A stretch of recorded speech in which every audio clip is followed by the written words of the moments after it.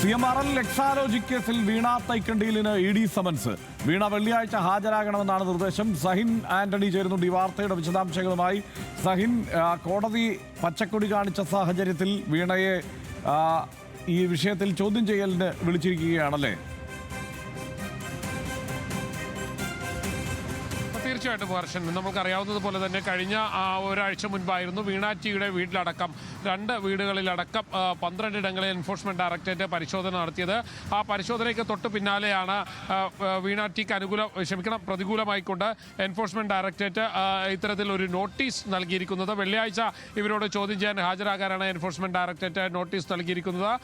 എന്തായാലും ഈ നോട്ടീസിന്റെ അടിസ്ഥാനത്തിൽ ഇവരെ വെള്ളിയാഴ്ച ഹാജരാവേണ്ടതായി വരും. നേരത്തെ തന്നെ നമ്മൾക്കറിയാവുന്നതുപോലെ എൻഫോഴ്സ്മെന്റ് ഡയറക്ടറേറ്റ് ഇത് സംബന്ധിച്ചുള്ള പരിശോധനകൾ നടത്തിയിരുന്നു. ആ പരിശോധനകളിൽ ചില കാര്യങ്ങൾ നേരത്തെ തന്നെ വിവിധ രേഖകൾ എൻഫോഴ്സ്മെന്റ് ഡയറക്ടറേറ്റ് കണ്ടെത്തിയിരുന്നതാണ്. 9 പേർക്കാണ് ഇത് സംബന്ധിച്ചുള്ള എൻഫോഴ്സ്മെന്റ് ഡയറക്ടറേറ്റ് സമൻസ് നൽകിയിരിക്കുന്നത്. അതിൽ പ്രധാനമായിട്ടും വീണ ടി അടക്കമുള്ള ആളുകൾ ഉൾപ്പെടുന്നു എന്നുള്ളതാണ് മനസ്സിലാക്കേണ്ടത്.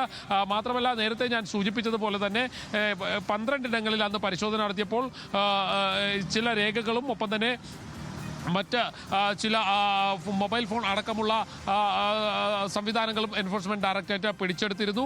അതിന് തൊട്ട് പിന്നാലെ എൻഫോഴ്സ്മെന്റ് ഡയറക്ടറേറ്റ് അവരുടെ ഡയറക്ടർ ഇവിടെ വന്ന് യോഗം വിളിച്ചു ചേർക്കുകയും ചെയ്തിട്ടുണ്ടായിരുന്നു. ഇതിന് തൊട്ട് പിന്നാലെയാണ് വീണ ടിയോട് ഇപ്പോൾ ഹാജരാകാൻ എൻഫോഴ്സ്മെന്റ് ഡയറക്ടറേറ്റ് ആവശ്യപ്പെട്ടിരിക്കുന്നത്.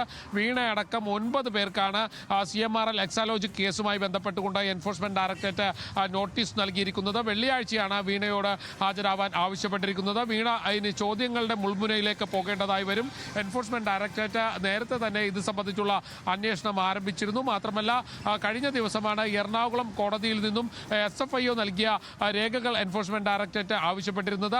അത് CMRLും എക്സാലോജിക്കും തമ്മിലുള്ള സാമ്പത്തിക ഇടപാടുകൾ സംബന്ധിച്ചുള്ള രേഖകളായിരുന്നു. വീണയും എക്സാലോജിക്കും തമ്മിലുള്ള ഇടപാടുകൾ സംബന്ധിച്ചുള്ള രേഖകളായിരുന്നു. വീണയുടെ വാർഷിക വരുമാനം സംബന്ധിച്ചുള്ള രേഖകളായിരുന്നു. ഇൻകം ടാക്സ് അടക്കമുള്ള കാര്യങ്ങൾ സംബന്ധിച്ചുള്ള രേഖകളായിരുന്നു. അങ്ങനെ 134 രേഖകളായിരുന്നു എൻഫോഴ്സ്മെന്റ് ഡയറക്ടറേറ്റ് കോടതിയോട് SFIO നൽകിയ 134 രേഖകളായിരുന്നു ആവശ്യപ്പെട്ടിരുന്നത്. അതിന് തൊട്ട് പിന്നാലെയാണ് വീണ ടിയോട് ചോദ്യം ചെയ്യലിന് ഹാജരാകാൻ വേണ്ടി നിർദ്ദേശം നൽകിയിരിക്കുന്നതും. വെള്ളിയാഴ്ച എൻഫോഴ്സ്മെന്റ് ഡയറക്ടറേറ്റിന്റെ കൊച്ചി കടവന്ത്രയിലെ ഓഫീസിൽ ഇവർ ഹാജരാവേണ്ടതായി വരും. വീണ ടി അടക്കമുള്ള 9 പേർക്കാണ് എൻഫോഴ്സ്മെന്റ് ഡയറക്ടറേറ്റ് സമൻസ് അയച്ചിരിക്കുന്നത്. ഹർഷൻ, ഇപ്പോൾ വീണ ടി അടക്കമുള്ള ആർക്കൊക്കെയാണ് സമൻസ് അയച്ചിരിക്കുന്നത്? വീണ ഇതിൽ ഉൾപ്പെട്ടിരിക്കുന്നു. മറ്റാർക്കെല്ലാമാണ് സമൻസ് ലഭിച്ചിരിക്കുന്നത്? അതായത് CMRL ഉദ്യോഗസ്ഥർക്കും കൂടാതെ CMRL കറുത്ത അടക്കമുള്ള ആളുകൾക്ക് ഇത് സംബന്ധിച്ചുള്ള നോട്ടീസ് നൽകിയിട്ടുണ്ട് എന്നുള്ളതാണ് മനസ്സിലാക്കാൻ കഴിയുന്നത്. CMRL നേരത്തെ തന്നെ എൻഫോഴ്സ്മെന്റ് ഡയറക്ടറേറ്റിന്റെ നീക്കത്തിനെതിരെ സുപ്രീം കോടതിയെ സമീപിക്കാൻ തീരുമാനിച്ചിരുന്നു. എന്നാൽ ഒട്ടും സമയം വൈകാതെയാണ് എൻഫോഴ്സ്മെന്റ് ഡയറക്ടറേറ്റ് അവരുടെ നീക്കങ്ങൾ ആരംഭിച്ചിരിക്കുന്നത്. CMRL ഉടമയായിട്ടുള്ള കറുത്ത അടക്കമുള്ള ആളുകൾക്ക് എൻഫോഴ്സ്മെന്റ് ഡയറക്ടറേറ്റ് നോട്ടീസ് നൽകിയിട്ടുണ്ട് എന്നുള്ളതാണ് മനസ്സിലാക്കാൻ കഴിയുന്നത്. ഇത് പ്രാഥമികമായ വിവരമാണ്. ഇനി കൂടുതൽ ഉദ്യോഗസ്ഥരുടെ വിവരങ്ങൾ നമുക്ക് ലഭിക്കേണ്ടതുണ്ട്.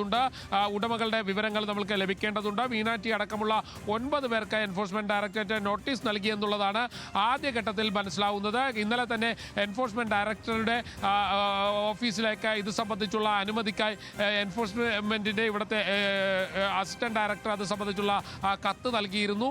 ആ അനുമതി ഡയറക്ടറേറ്റിൽ നിന്ന് ലഭിച്ചതോടുകൂടിയാണ് വീണ ടിയെ ചോദ്യം ചെയ്യാൻ എൻഫോഴ്സ്മെന്റ് ഡയറക്ടറേറ്റ് തയ്യാറായിരിക്കുന്നത്. എന്തായാലും ഉടൻ തന്നെ വെള്ളിയാഴ്ച ഹാജരാവാനാണ് ആവശ്യപ്പെട്ടിരിക്കുന്നത്. കൂടുതൽ കടുത്ത നടപടികളിലേക്ക് എൻഫോഴ്സ്മെന്റ് ഡയറക്ടറേറ്റ് നീങ്ങുന്നു എന്നുള്ളതാണ് മനസ്സിലാക്കേണ്ടത്.